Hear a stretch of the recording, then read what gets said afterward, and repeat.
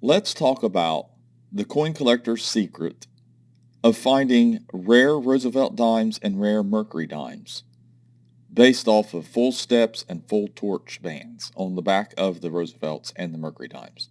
A lot of people think that, well, if it's got that, then it's worth sending off. That's not always the case. And we already know there's varieties for these coins, but most people don't know what varieties are or don't look for them. They look for that grade and that striking designation. So we're going to talk about that in this video. So stay tuned. But first, here is my website, portsmouthcoinshop.com. We add coins onto the website often. Now, this weekend, we will be at the Ohio State Coin Show. I'll be in the World Coin Room. They call it the Metro Room. I'll have a couple tables in there. So if you get a chance, come up there or come over and say hi. So I have some full torch, which is a Roosevelt dime, FT and NGC holder, and then full band lines, FB, PCGS, Mercury dimes. We're going to look at these, and then we're going to talk about values. The best thing to do is to look up what something's sold for lately at Heritage or Stacks or Great Collections. Sometimes eBay, as long as it's graded. If you look at the price guides, it's going to throw you off a little bit, but we'll look at the price guides because at least it gives you an idea what to look for. So we have a 1992. It's a Roosevelt dime, Mint State 67 FT for full torch, meaning the torch is fully struck, supposedly. Sometimes contact marks will get it in the way, it says. Sometimes there'll be a weak part of it, or it won't be completely a full split. Maybe one side of it's weak, but sometimes I don't even follow their own rules. It's just like grading. So we'll take a look at this one, and you can see that it looks like all the bands are there, and it appears the bands are full split there. And this one is the 2020 Mint State 68 FT. Then we have a 1996 W, Mint State 65. Now, the other thing to look at is the grade on this. And look at this one. So you can see it has some more marks on it, but then on the reverse, it almost looks like it's got full split bands. But at the bottom band on each side is a little incomplete. I don't know if you can see that. Even though the bands look split, they're not full. So let's take a look at what I'm talking about here. Can you see it? It goes to both sides, whereas this one here does not. I know it's splitting hairs, and it really is splitting hairs. Then we have a 54S66, which is actually silver. And you can see that there's just hardly anything in the way of the bottom band. Although, it looks like it might be a RPM or a die chip in the mint mark there. Then we have another 2020 out of the 20 coin uncirculated set. You can see the right side is not quite struck very well. So that's what you look for. That's the comparison things you want to look for. And then that's the comparison that you want to do. And you want to buy some full torch and some not full torch and to compare them. But I'll tell you, sometimes you'll bang your head against the wall trying to figure it out. Just to be honest. I mean, it's just the truth. We'll look at the 2020 D, and with FB, which they've got FT on it, and it's NGC. It's an NGC holder, so it's not going to hold the value that you want. They don't have any of them graded in 68. Now they have the 2020 plain, 2020 Philadelphia, which is 650. So it might be worth trying to cross this over just to see.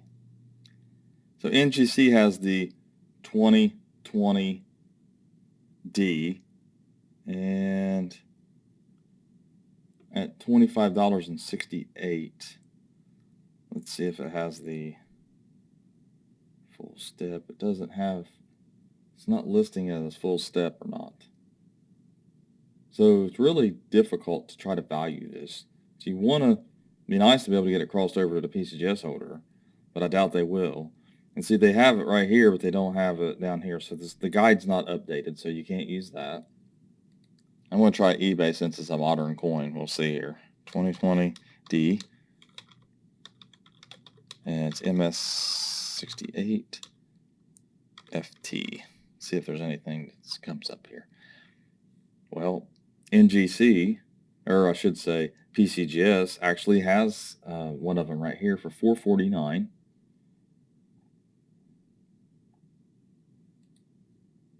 And this is just how you have to find the values. See what they sell for in an NGC holder compared to a PCGS holder. Your modern coins are going to do better in a PCGS holder. So let's go back to the PCGS price guide. This is a kicker. That's what I want you to look at. Look at the FB and just the regular MS prices and compare. When you do that, you can see that some of them are not worth it regardless of what. If they're not the grade, they're not going to be worth it. You know, you might have this really nice dime that you think is FB, but what if it doesn't grade out high enough? I mean, you can see that. Here is FB right here. 60 is $4, $5, $6, 10, 28. It has to be 66 to really be worth it. Now, if you did a bulk submission, I got a bunch of these, it might be worth it. You make a few bucks on it. If you got a 68, it's $23.50. If you can sell it for that, you know, like I said, you have to do your auction searches and find out where it's sold for that much if it's going to hold that value. But that's very important. It has to have the grade too, not just FB. So you can see FBs for any grade that's mint state. And also proofs are already going to have that. SMS sets, typically all of them they don't get that designation because they're already considered full band lines, full torch. Here's an example of a 1942 Mint State 66 Mercury dime. It's a decent coin, a little toning on it. And here's the reverse. You can see the middle band is not fully struck. The top one and the lower one is. That's the focal point, is the middle one. Usually the middle one is the one that gives you the problem. It's center mass, and when you're looking at the high relief on the front, this is higher relief than the torch on the back. So it looks pretty close, according to what angle it is, but you need to be able to see it straight on. And here are examples of full split bands. This one is CAC and Mint State 66 Plus.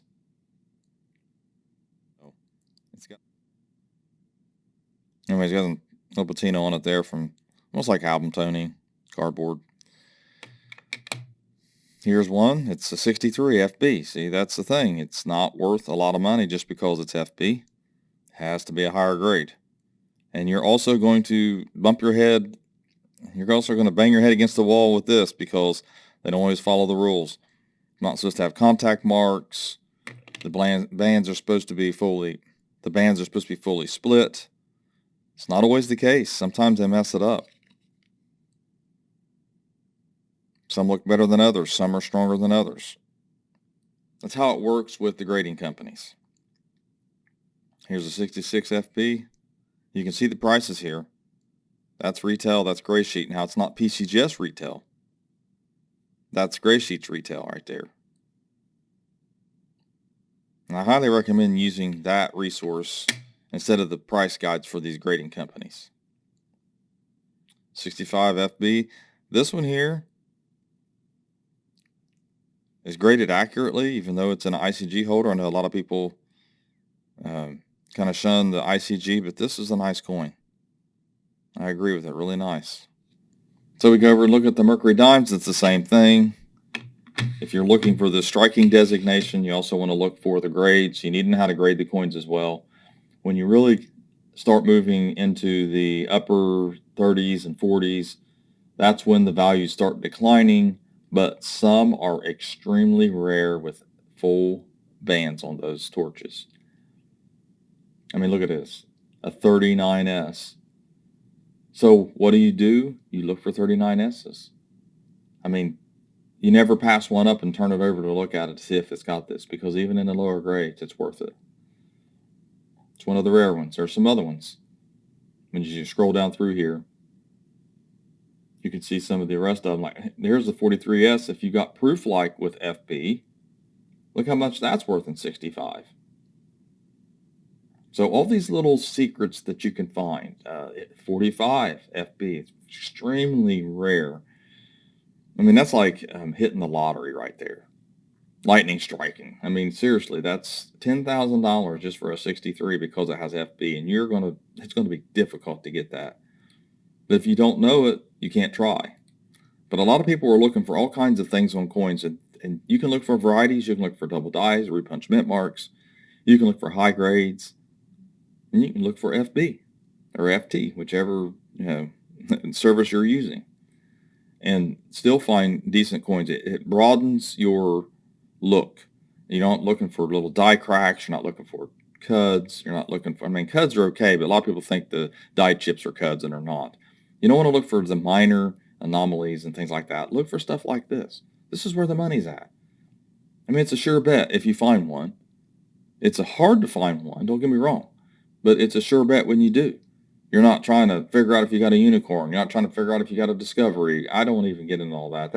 Actually, my eyes glaze over when I start hearing all that, because the discoveries are typically made by the people who are experts. Discoveries are made by people who have a track record, or at least have experience at looking and looking. They actually know what a mint error is. They understand the coin minting process, and they know what double dies look like on a dime. They don't even have to look twice. They don't have to ask people.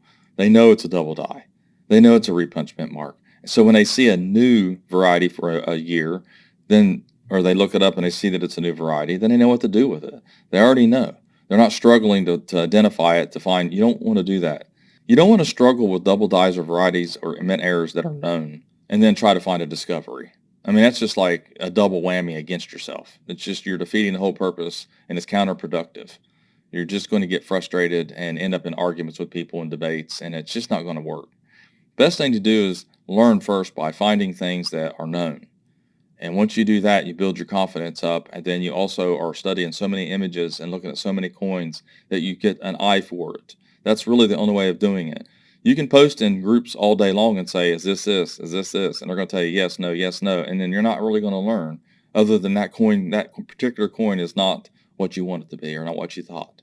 So anyways, thanks for watching my latest video.